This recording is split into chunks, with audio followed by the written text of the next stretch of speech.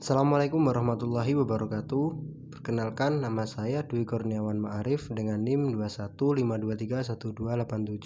Saya berasal dari kelas PBS 2H. Di sini saya akan bercerita mengenai sejarah Perjanjian Giyanti, di mana Perjanjian Giyanti merupakan sebuah peristiwa besar yang membuat tanah Jawa terbelah menjadi 4.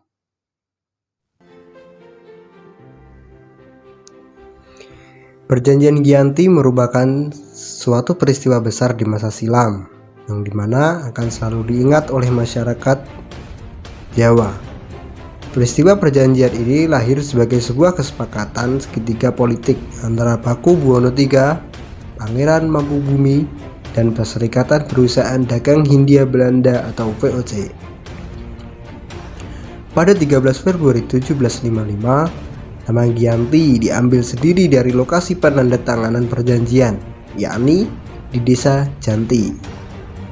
Dalam pelafalan Belanda, ia tersebut sebagai Giyanti. Dengan secara tertulis ia dibaca sebagai Giyanti. Tempat tersebut sekarang dikenal dengan Dukuh Kerten, Janti Harjo, Karanganyar, Jawa Tengah.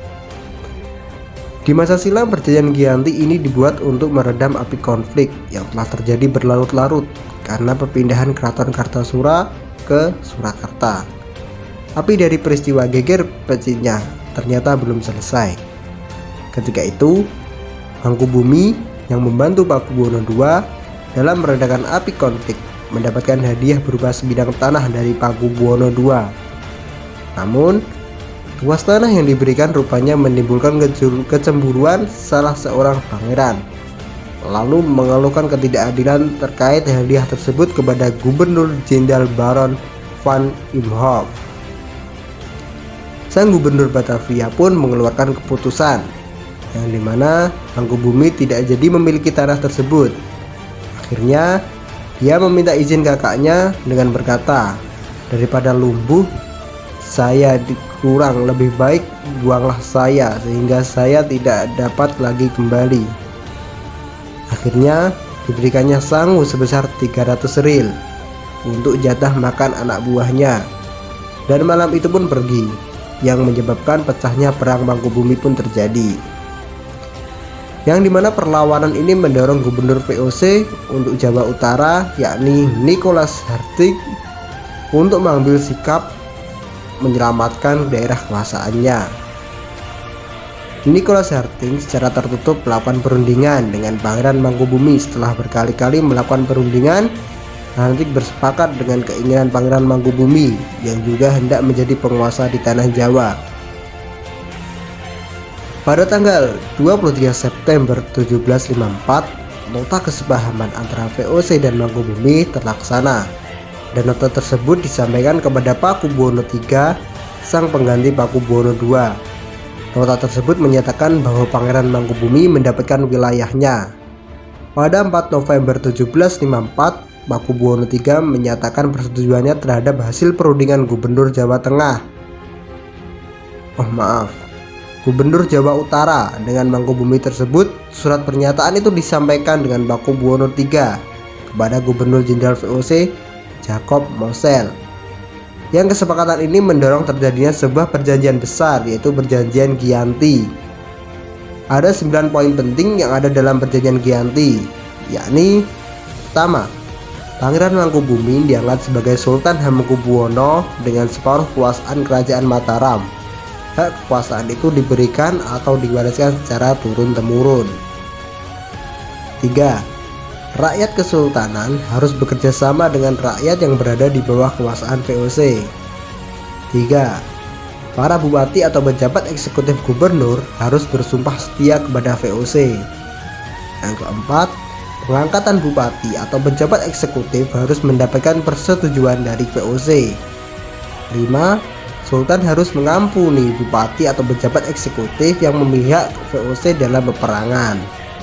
Yang keenam, Sultan tidak akan menuntut hak Pulau Madura atau daerah pesisir lain yang telah diberikan Pakubuwono II kepada VOC. Sebagai gantinya, VOC akan memberikan uang ganti rugi sebesar 10.000 ril setiap tahunnya. 7. Sultan Hamengkubuwono akan diberikan bantuan jika Sultan Pakubuwono III membutuhkan. 8. Sultan akan menjual bahan makanan dengan harga yang ditentukan VOC. 9. Sultan berjanji menepati segala macam perjanjian yang pernah dibuat antara penguasa Mataram terdahulu dengan VOC. Nah, setelah perjanjian tersebut ditandatangani di Desa Giyanti beberapa kilometer di sebelah timur Surakarta, penandatanganan perjanjian Giyanti ini juga menjadi pangkal dari terbelahnya Jawa Tengah. Terbelahnya tanah Jawa menjadi dua bagian, atau yang dikenal dengan peristiwa Pipalihan Nagari.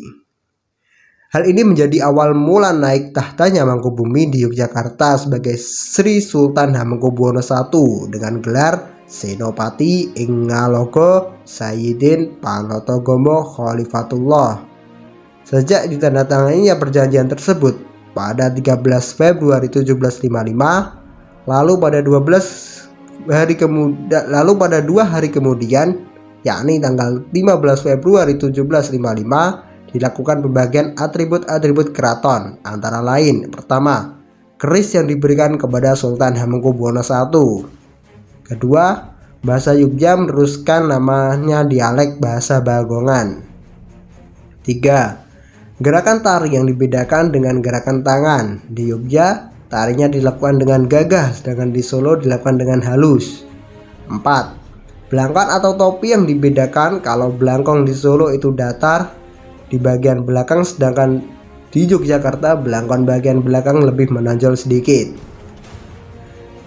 Pembagian wilayah pada perjanjian Giyanti ini merincikan pembagian wilayah. Semua itu dibahas pada pertemuan panjang sehingga menimbulkan berbagai peristiwa.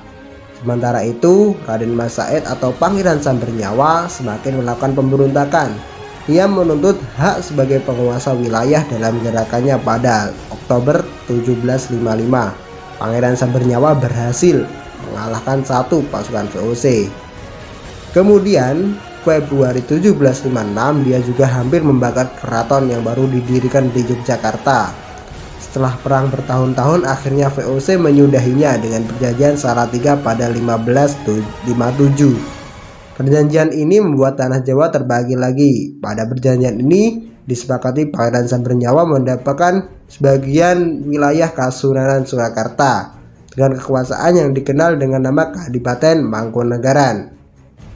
Pangeran Sambernyawa pun memiliki tahta gelar, yakni Kanjeng Gusti Pangeran Adipati Arya Mangkunegara Lelono Joyo Wiseso Senopati ing Ngalogo Satriya Raga Mataram ing Nagari Surakarta Adiningrat.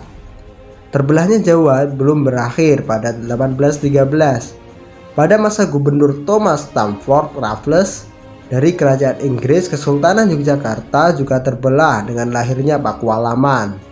Dengan demikian, tanah Jawa terbelah lagi menjadi 4 bagian, masing-masing tumbuh dengan perbedaan model dan orientasi politik.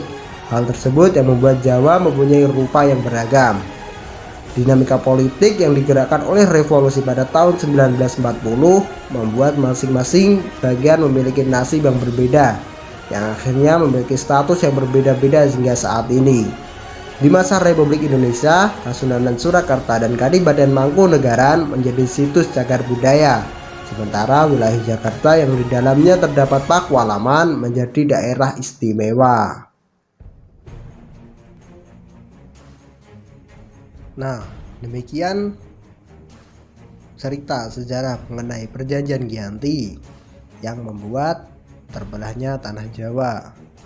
Apabila ada kurangnya, saya mohon maaf. Assalamualaikum warahmatullahi wabarakatuh.